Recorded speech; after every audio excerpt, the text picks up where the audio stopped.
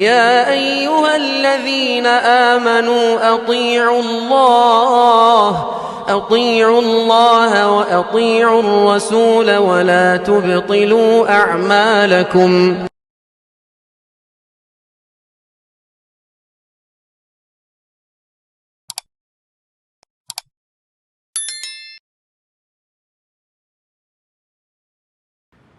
إن الحمد لله نحمده ونستعينه ونستغفره ونؤمن به ونتوكل عليه ونعوذ بالله من شرور أنفسنا ومن سيئات أعمالنا. من يهده الله فلا مضل له ومن يضلل فلا هادي له، وأشهد أن لا إله إلا الله وحده لا شريك له، وأشهد أن محمدا عبده ورسوله. يا أيها الذين آمنوا اتقوا الله حق تقاته ولا تموتن إلا وأنتم مسلمون. يا أيها الناس اتقوا ربكم الذي خلقكم من نفس واحدة وخلق منها زوجها وبث منهما رجالا كثيرا ونساء، واتقوا الله الذي تساءلون به والأرحام إن الله كان عليكم رقيبا. يا أيها الذين آمنوا اتقوا الله وقولوا قولا سديدا يصلح لكم أعمالكم ويغفر لكم ذنوبكم، ومن يطع الله ورسوله فقد فاز فوزا عظيما. أما بعد، فإن خير الحديث كتاب الله، وخير الهدي هدي محمد صلى الله عليه وسلم، وشر الأمور محدثاتها، وكل محدثة بدعة، وكل بدعة ضلالة، وكل ضلالة في النار. وقال تعالى: يا أيها الذين آمنوا اتقوا الله ولتنظر نفس ما قدمت لغد واتقوا الله إن الله خبير بما تعملون. لائق صد احترام بزرگان دین، نوجوان ساتھیوں، ہر طرح کی حمد و ثنا، بڑائی، کبریائی، شان، عزت، اعلیٰ مقام، جلال اور مرتبت اللہ وحدہ لا شریک کے لیے سزاوار ہے۔ درود اور سلام تمام انبیاء علیہ الصلوۃ والسلام پر، خصوصاً پیارے نبی صلی اللہ علیہ وسلم پر۔ حضرات کرام قدر، میں اور آپ اللہ کے فضل اور اللہ کے احسان کے ساتھ مسلمان ہیں۔ ہم جس دین کو مانتے ہیں وہ دین اسلام ہے۔ یہ جو دین اسلام ہے، اللہ نے اس میں بہت سارے محاسن اور خوبصورتیاں رکھی ہیں۔ دنیا میں پائے جانے والے جتنے مذاہب ہیں، ان تمام مذاہب کے مقابلے میں اسلام کی ایک الگ ہی شان ہے، اور اللہ کے نزدیک صرف اور صرف یہی دین اسلام قابل قبول ہوگا۔ اللہ کی بارگاہ میں قبول ہونے والا دین یہی دین اسلام ہے۔ اس دین کے علاوہ کوئی اور دین اللہ کے نزدیک قابل قبول نہیں ہے۔ حضرات، چند ایک جمعہ پہلے میں اپنی بات بتا رہا ہوں۔ ایک جمعہ کے بعد مصلی سے ملاقات ہوئی، انہوں نے مجھ سے کہا کہ میری عمر 50-55 سال کی ہو چکی ہے، اور میں بہت عرصے سے جمعہ کے خطبے سن رہا ہوں۔ ان جمعہ کے خطبوں میں خطیب جو منبر پر کھڑا ہو کر خطبہ حاجہ پڑھتا ہے، یا جو خطبہ پڑھتا ہے عربی میں، یہ میں آج تک سمجھ نہیں پایا۔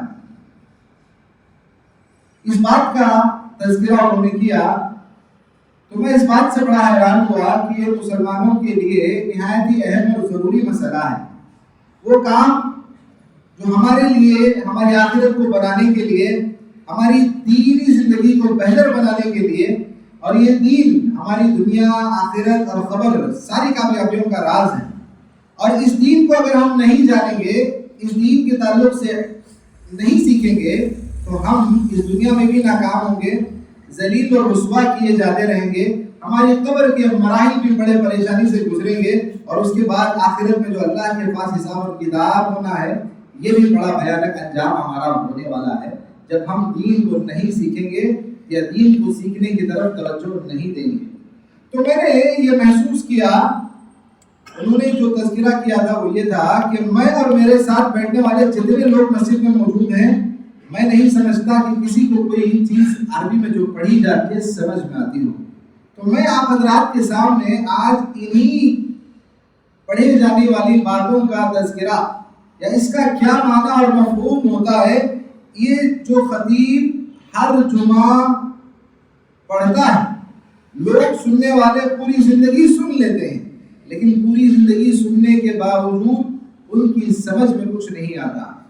ہمارا شمار ان لوگوں میں سے نہیں ہے جن کے منتر ان کے پجاریوں کے علاوہ کسی اور کو سمجھ میں نہیں آتے۔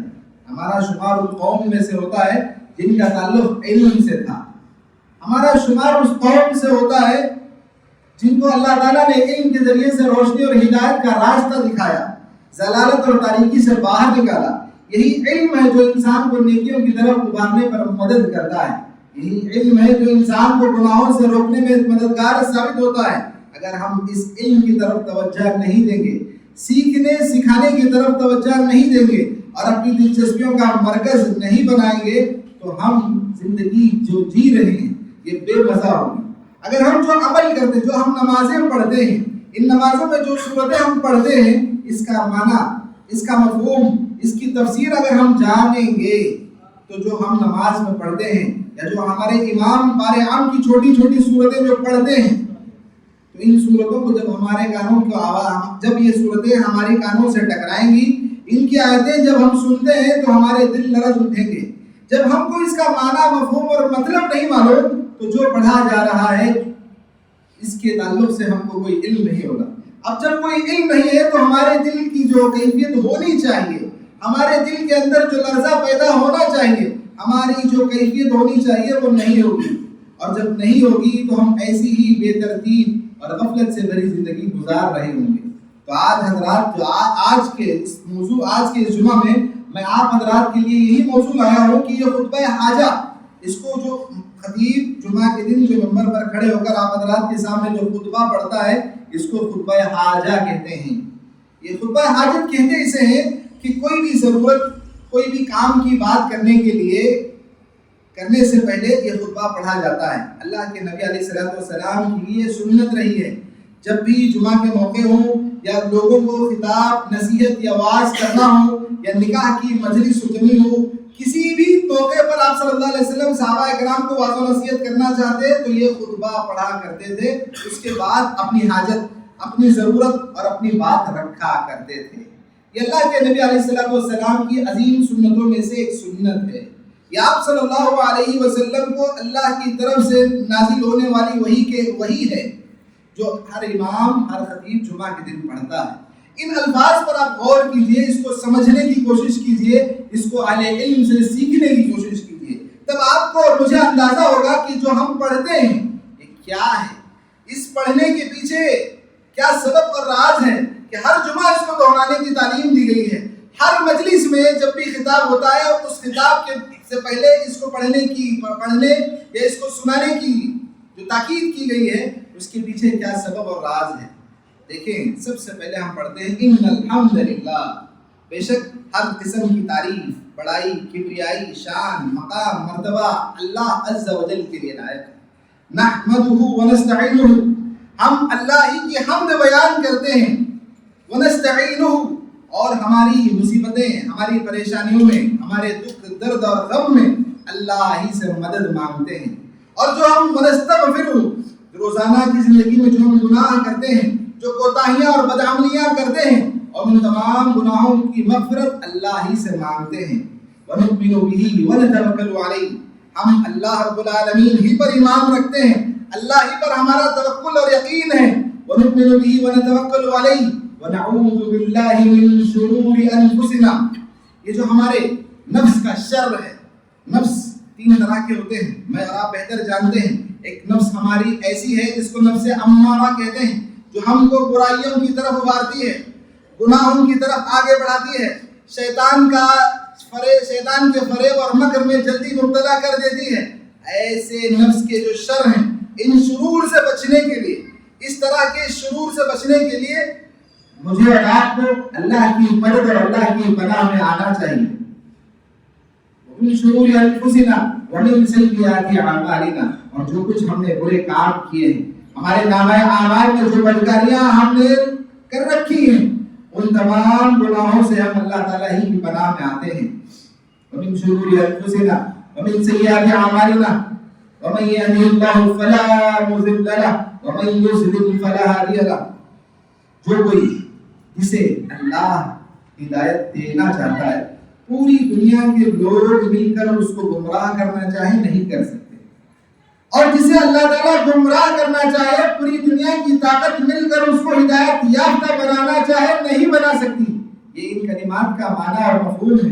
اس کے بعد اللہ کے نبی علیہ السلام قرآن کریم کی 3 مختلف جگہ کی آیتیں تلاوت کیا کرتے تھے، جس میں اللہ تعالیٰ نے یہ بات بیان فرمائی، یا ایھا الذین آمنوا اتقوا اللہ، اے ایمان والو اللہ کا تقوی اختیار کرو.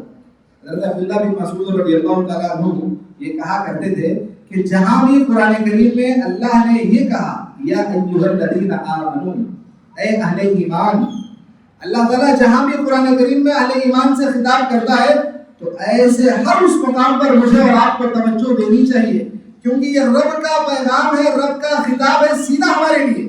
ہم ایمان والے ہیں اور ہمارا رب ہم سے مخاطب ہو کر یہ کہتا ہے کہ تم اللہ کا تقوی اختیار کرو.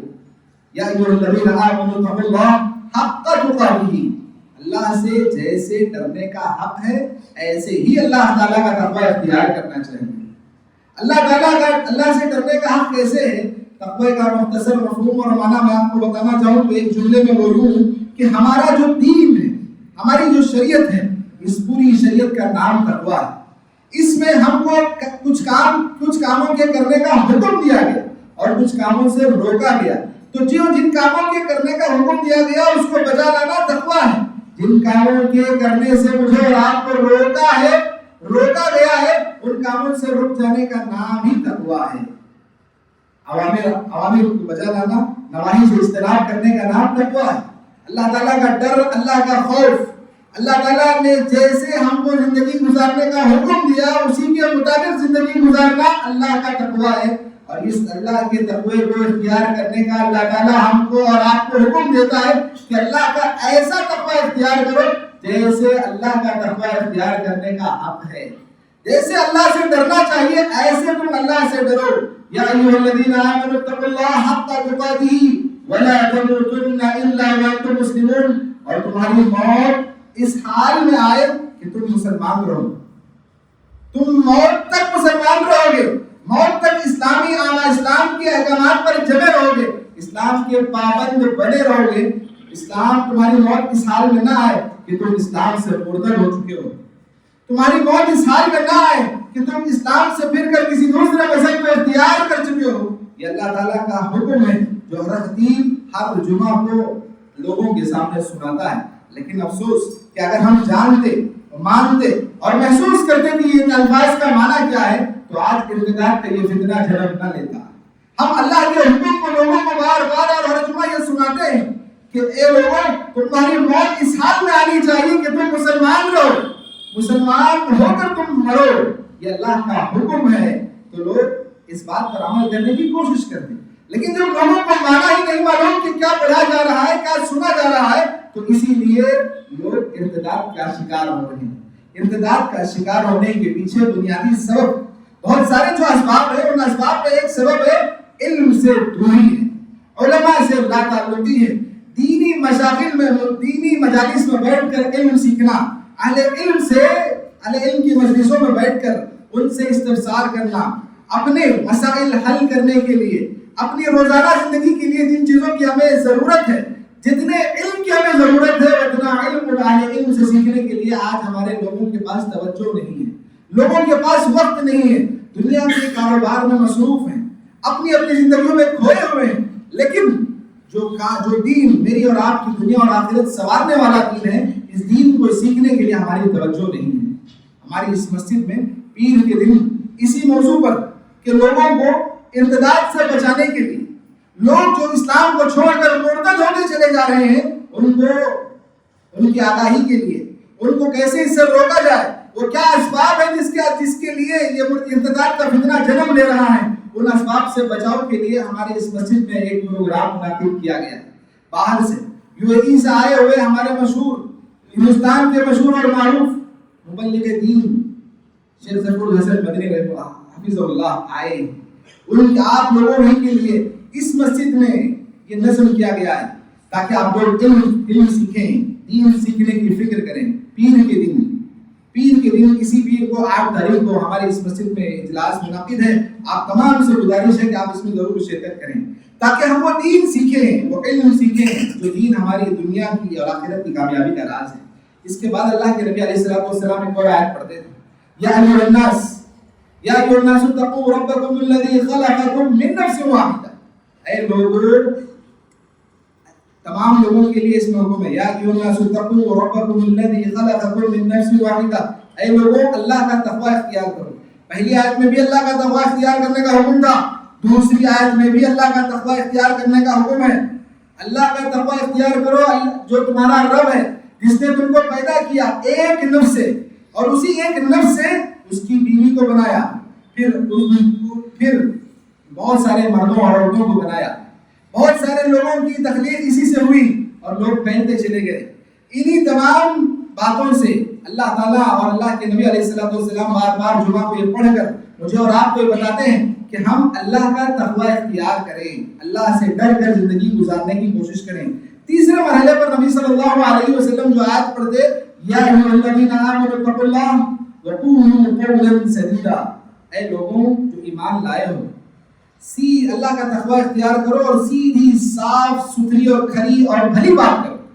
ایسی بات نہ کرو جو جس میں جھوٹ ہو، جس میں فریب ہو، جس میں دھوکہ ہو، ایسی ہر اس بات سے بچو اور سیدھی اور درست بات کرو۔ اللہ نے یہ حکم دیا۔ ان تمام جب آیات پر ہم غور کرتے ہیں تو اس میں میری اور آپ کی دنیا کو بہتر بنانے کے لیے، ہمارے اخلاق کو درست کرنے کے لیے، ہمارے عقیدے کو مضبوط کرنے کے لیے، ہمارے اعمال کو اچھا بنانے کے لیے، ہمارے عبادات میں بڑھوتری کے لیے جو جو چیزیں ضروری ہیں ان تمام باتوں کا ان آیتوں میں رب نے حکم دیا ہے۔ ان باتوں پر مجھے اور آپ کو توجہ دینی چاہیے۔ وَقُولُوا قَوْلًا سَدِيدًا يُصْلِحْ لَكُمْ أَعْمَالَكُمْ، تاکہ تمہارے اعمال کی درستگی ہو سکے، تاکہ جو ہم عمل کرتے ہیں وہ سارے اعمال صحیح اور بہتر اور مناسب ہو سکیں۔ يُصْلِحْ لَكُمْ أَعْمَالَكُمْ وَيَغْفِرْ لَكُمْ ذُنُوبَكُمْ، اور روزانہ کی زندگی میں جو ہم سے گناہ ہوتے جا رہے ہیں ان گناہوں کی مغفرت ہو سکے۔ وَيَغْفِرْ لَكُمْ ذُنُوبَكُمْ وَمَنْ يُطِعِ اللَّهَ وَرَسُولَهُ فَقَدْ فَازَ فَوْزًا عَظِيمًا، جو اللہ اور اس کے رسول کی اطاعت کرے گا انہی کے حق میں اللہ نے کامیابی لکھی ہے۔ اللہ اور اس کے رسول کو چھوڑ کر کوئی اور راستہ اور طریقہ اپنائیں گے تو وہ لوگ گمراہ ہوں گے اور خسارہ اٹھانے والے ہوں گے۔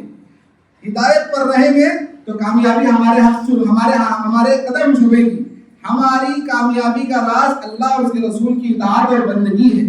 اگر ہم اللہ تعالیٰ کی بندگی نہیں کریں گے، رسول کی اطاعت نہیں کریں گے تو کامیابی ہمارے مقدر میں نہیں ہے۔ کامیاب اگر ہونا چاہتے ہیں، کامیابی کا راز پانا چاہتے ہیں تو مجھے اور آپ کو اللہ اور اس کے رسول کی اطاعت کرنی ہوگی۔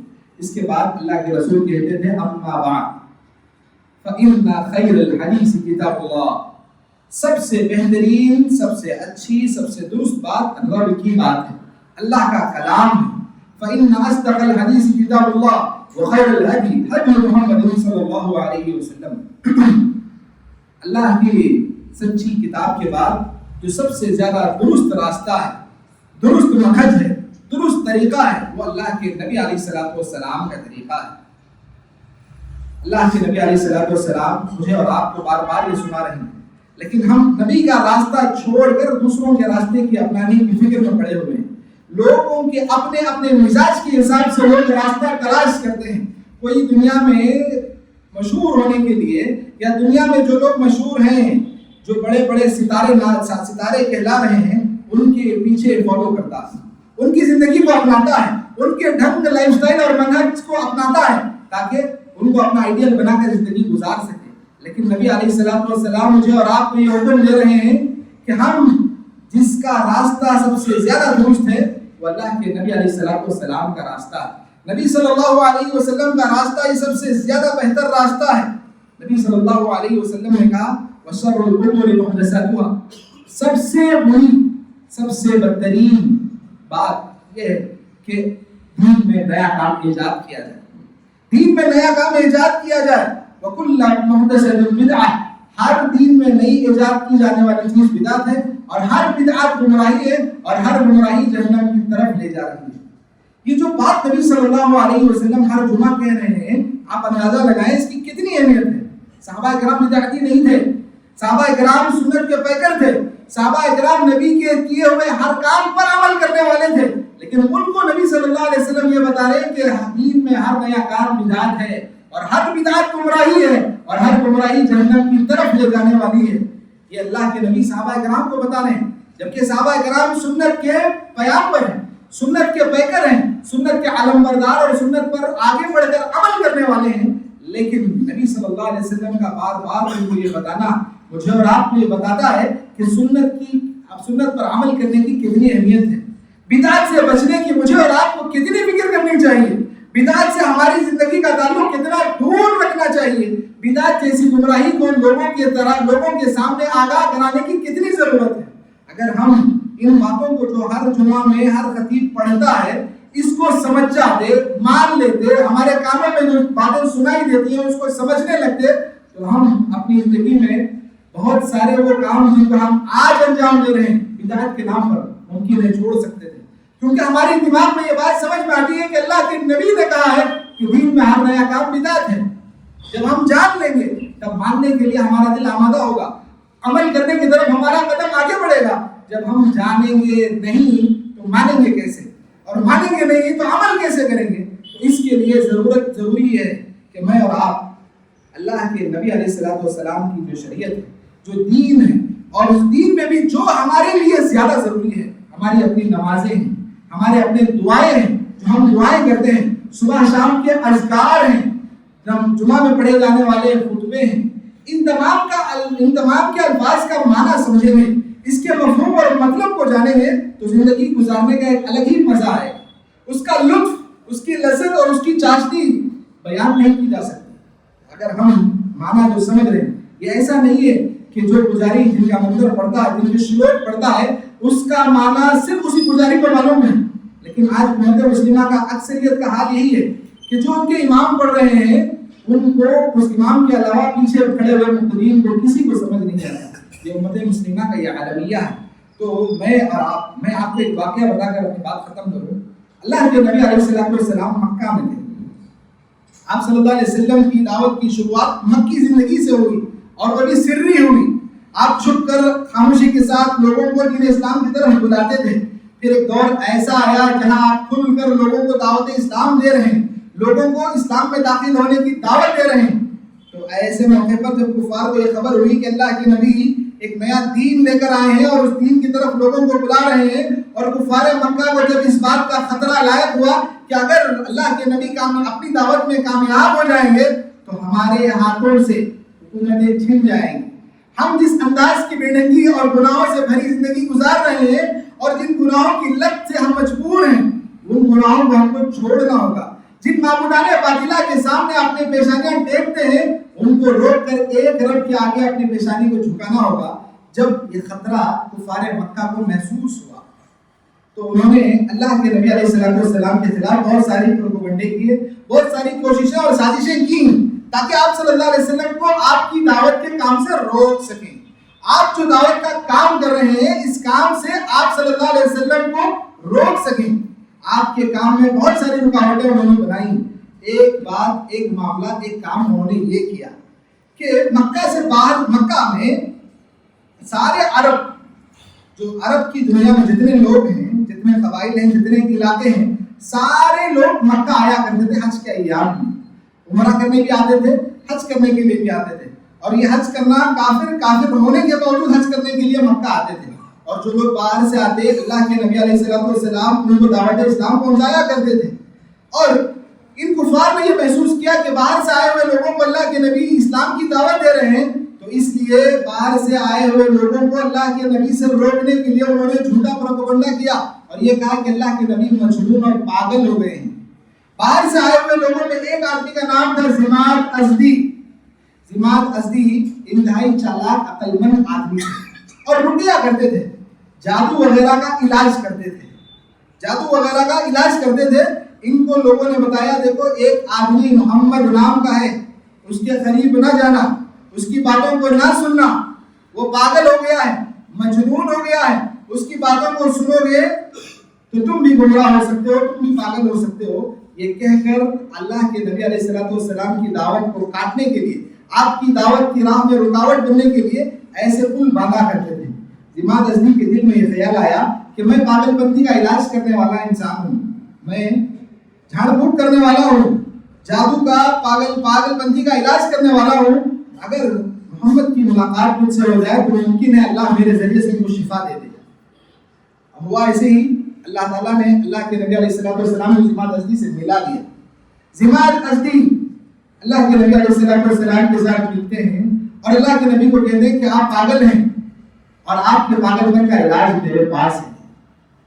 اللہ کے نبی علیہ السلام حکیموں کے حکیم تھے, جانکاروں کے جانکار تھے. آپ صلی اللہ علیہ وسلم کے اندر جس طرح علم, بردباری اور مصلحت کے ساتھ فیصلہ کرنے کی صلاحیت اور قوت تھی, ایسا کسی اور انسان میں نہیں تھی. کوئی اور مجھے اور آپ کو پاگل کہتے تو ہم اس کو گھما کر اپنا بدلہ لے لیں, لیکن اللہ کے نبی علیہ السلام کو ضماد ازدی نے پاگل کہا, لیکن اللہ کے نبی خاموش رہے. اللہ کے نبی علیہ السلام کو ضماد ازدی نے کہا کہ آپ کے پاگل پنتی کا علاج میں کر سکتا ہوں اگر آپ چاہیں. اللہ کے نبی علیہ السلام خاموش رہے. اللہ کے نبی نے جن کلمات کو ضماد ازدی کے سامنے پڑھ کر سنایا وہ یہی کلمات تھے جو خطبہ حاجہ ہے, جس کو ہم ہر جمعہ پڑھتے ہیں. ان الحمدللہ نحمده ونستعینه ونستغفره ونؤمن به ونتوکل علیہ ونعوذ باللہ من شرور انفسنا ومن سیئات اعمالنا من يهده الله فلا مضل له ومن يضلل فلا هادي له واشهد ان لا اله الا الله وحده لا شريك له واشهد ان محمدا عبده ورسوله. یہ الفاظ اللہ کے نبی نے ضماد ازدی کو سنائے. ضماد ازدی یہ الفاظ سن کر چوکنا چونک گئے, خاموش ہو گئے. اللہ کے نبی علیہ السلام سے ضماد نے کہا ایک اور بار سنائیے. اللہ کے نبی نے یہی الفاظ دوبارہ سنائے. ضماد نے کہا ایک اور بار سنائیے. اللہ کے نبی نے 3 مرتبہ یہی کلمات دہرائے. ضماد ازدی نے کہا میں نے شاعروں کے اشعار پڑھے ہیں, سنے, کاہنوں کی کہانیاں پڑھی ہیں, بہت سارے عربوں کا کلام جانا اور پڑھا ہے, لیکن جو باتیں آپ نے کہی ہیں یہ وہ باتیں, یہ وہ کلمات ہیں جو سمندر کی گہرائیوں سے زیادہ گہرے ہیں. یہ رب کی تعریف کے وہ کلمات ہیں جو ایک نبی ہی سنا سکتا ہے. آپ اپنا ہاتھ آگے بڑھائیے, میں آپ کے ہاتھ پر ایمان لانے کے لیے تیار ہوں. اللہ کے نبی علیہ السلام نے اپنا ہاتھ آگے بڑھایا. ضماد ازدی رضی اللہ تعالیٰ عنہ نے آپ صلی اللہ علیہ وسلم پر بیعت کی اور ایمان لے آئے. اللہ کے نبی علیہ السلام نے ضماد سے پوچھا میں تمہاری قوم کے لیے بھی تم سے بیعت کرنا چاہتا ہوں کہ وہ لوگ بھی اسلام لائیں گے, ایمان لائیں گے. اللہ کے نبی علیہ السلام کے اس کہنے کے بعد ضماد نے کہا کہ میری قوم کے لوگوں کے لیے بھی میں بیعت کرتا ہوں کہ وہ بھی ایمان لائیں گے. اب اس واقعے کو بیان کر کے جو بات میں آپ حضرات کے سامنے رکھنا چاہتا ہوں وہ یہ ہے کہ یہ واقعہ اتنا آسان, اتنا اہم اور اتنا غیر معمولی ہے. دیکھیے واقعہ بات بہت زیادہ نہیں ہے. اس میں ضماد ازدی یہ سمجھتے تھے کہ اللہ کے نبی دیوانے ہیں, لیکن اللہ کے نبی نے ان کو الرب کی تعریف کے کلمات سنائے. یہ وہ باتیں تھیں جو ہم ہر جمعہ سنتے ہیں لیکن ہمارے دلوں میں تحریک نہیں پیدا ہوتی. ایک کافر ان کلمات کو سن کر ایمان لاتا ہے. کب لاتا ہے؟ جب اس کو اس زبان کا اثر معلوم ہوگا, اس زبان کی چاشنی اور لذت معلوم ہوگی, تو ہمارے دلوں بھی, ہمارے دل بھی اللہ تعالیٰ کے لیے, اللہ کی مغفرت پانے کے لیے, اللہ کا رحم و کرم طلب کرنے کے لیے, اپنے گناہوں کی مغفرت کے لیے تڑپیں گے. اللہ سے دعا ہے کہ اللہ تعالیٰ مجھے اور آپ کو دین علم سیکھنے, اہل علم سے اپنا تعلق بنانے, ہماری دنیا اور آخرت کو کامیاب بنانے والے جو بھی علم ضروری ہے اللہ تعالیٰ ہمیں اس علم کے سیکھنے والا بنائیں. اس دنیا میں جتنے مسلمان جہاں پریشان ہیں, فلسطین اور غزہ کے مسلمانوں کی اللہ تعالیٰ مدد فرمائیں. اسلام اور مسلمانوں کے دشمنوں کو اللہ تعالیٰ نیست اور نابود کر دے. ہم میں سے جو بیمار ہیں اللہ تعالیٰ کو شفا یاب بنا دے. اقول قولی ھذا استغفر اللہ لی ولکم ولسائر المسلمین من کل ذنب فاستغفروه انه هو الغفور الرحیم.